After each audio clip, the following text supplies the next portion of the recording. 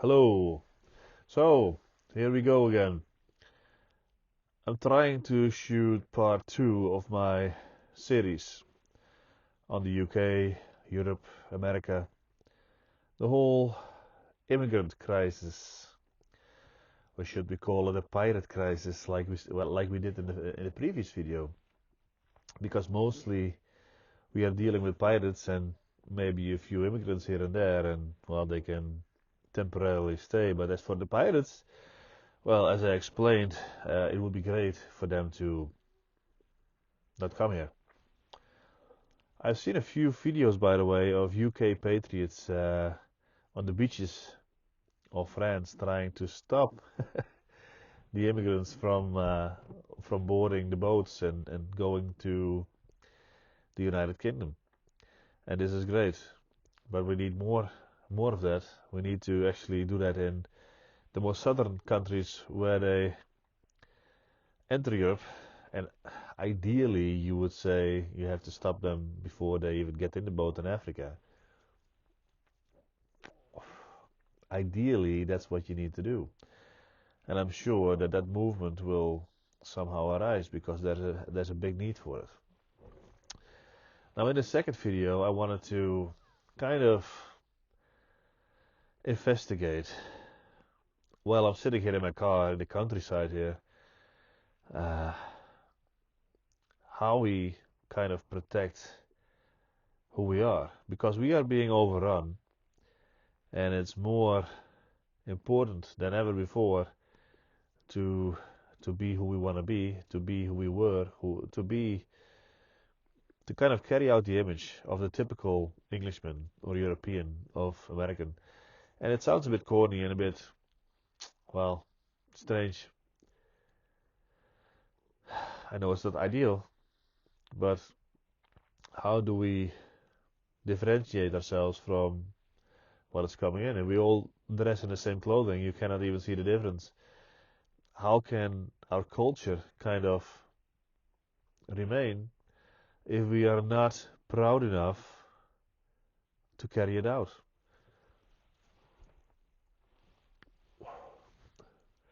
Like that sounds quite simple, sounds quite logical, right?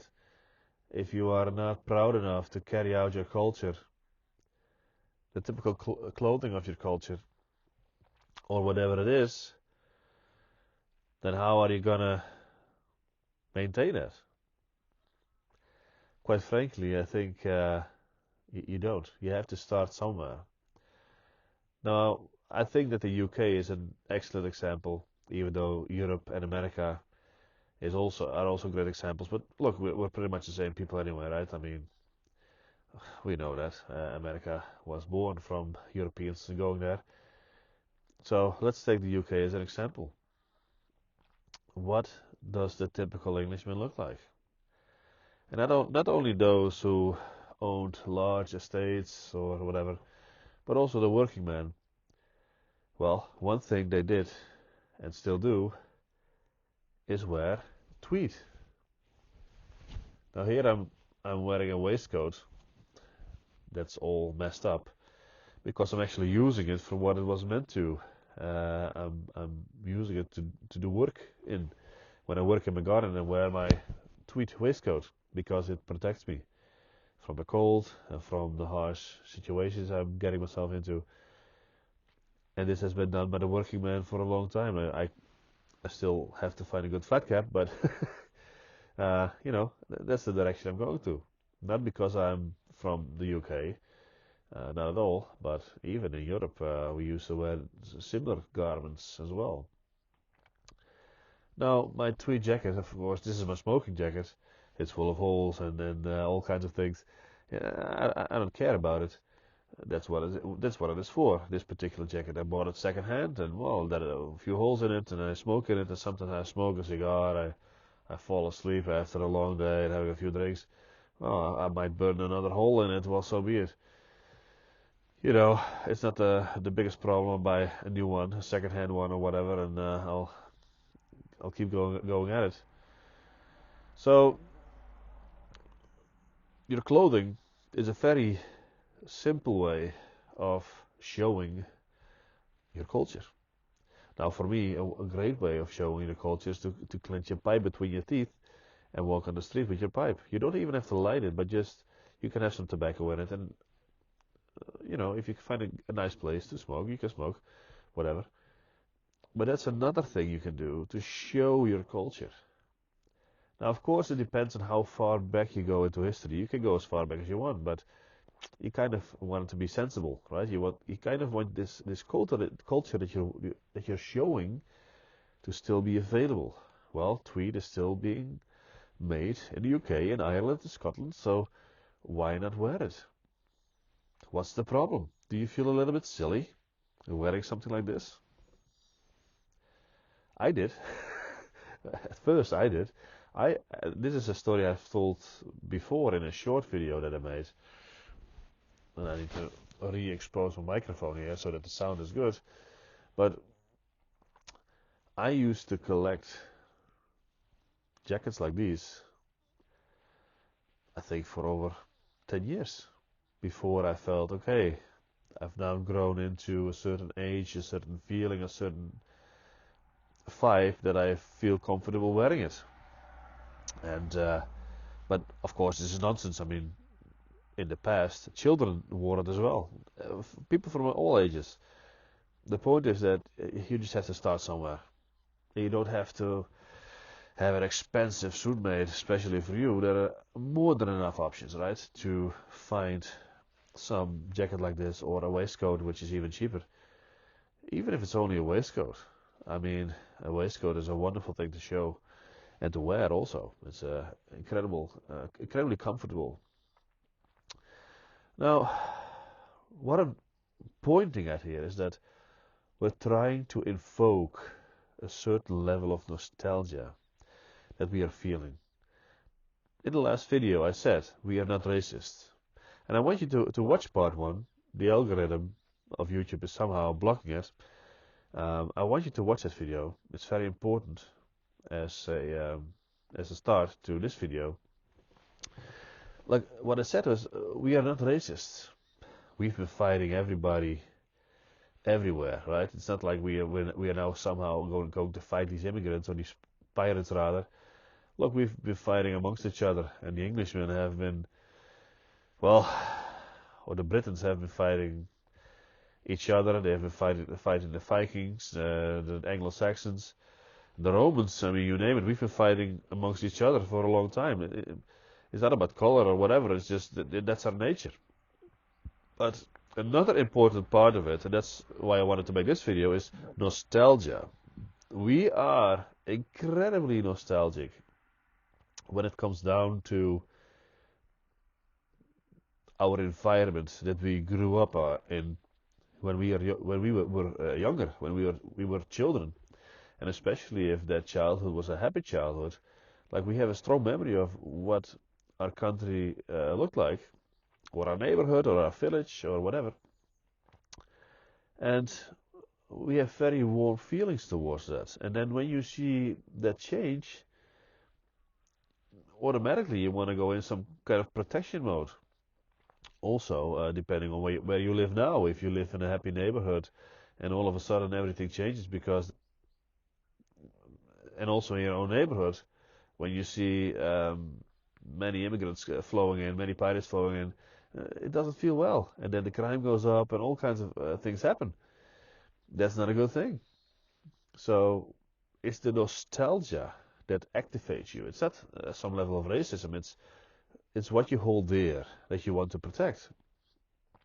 And this is also a very important point that you hear nowhere. Oh, you're a racist. Oh, you're such a horrible human being. And before long, you are called a Nazi and whatever. You know. Well, let them do it. Who cares? But it's nostalgia. So, from video 1, part 1, we are fighters. We fight everybody. And we have a strong sense of nostalgia. We want to protect what we love.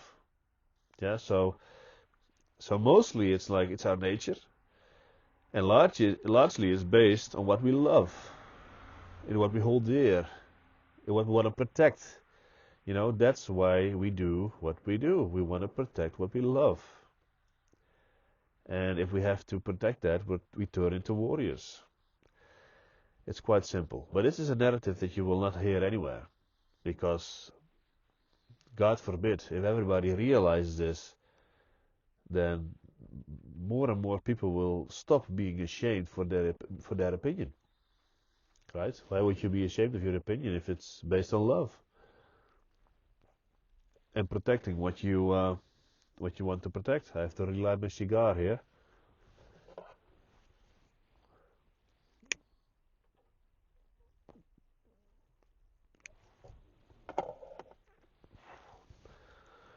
Now you may find different ways to protect your culture and to carry out your culture. There are many more ways. Attending to church, for example, if you're religious. And look, Christian religion has been a strong foundation for who we are. I had to grow into it. I wasn't really practicing religion by any means. And I came through Buddhism into Christianity, and I'm a follower of Christ um, to a very poor degree, I might add.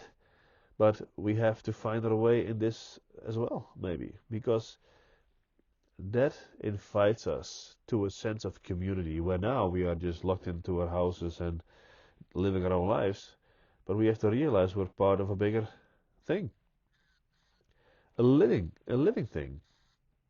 And the more we do for our neighbors and our surroundings, the better that living organism becomes. So there are many things we can do to carry out our culture. So I think that I've pretty much made my point here. Look, it's kind of a step to make. I realize this. It's not going to be easy, maybe, for most of you to make this step. And I want to compare it to this whole movement that says, oh, you shouldn't buy stuff from big corporations and blah, blah, blah.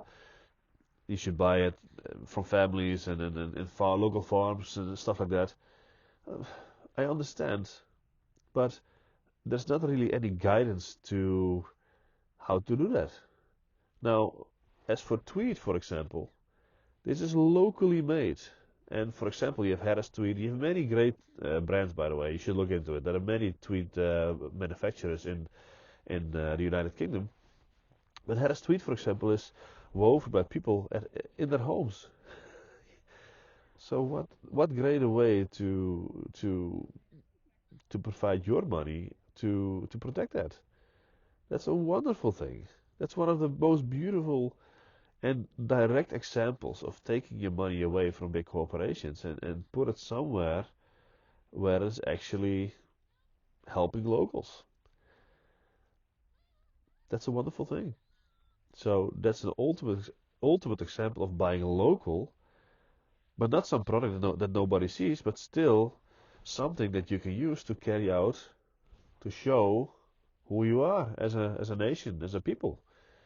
So I think this is one of the greatest examples that we can all utilize, and I hope that you will give it a chance, give it a thought. You can go on Pinterest and look at examples of how you wear a tweed jacket or a waistcoat or whatever. You don't have to go all in and just fully dress up like an English sports shooter or whatever. You can start with a flat cap or with a waistcoat. You can take it slow. I did. But this is such an important thing. Show who you are. Protect your culture by carrying it out. Carry out your culture. I've been rambling enough. Thank you for watching. Please watch part 1 as well. Still looking for viewers. The algorithm is screwing me up. And subscribe. And I will hopefully see you next time. Goodbye.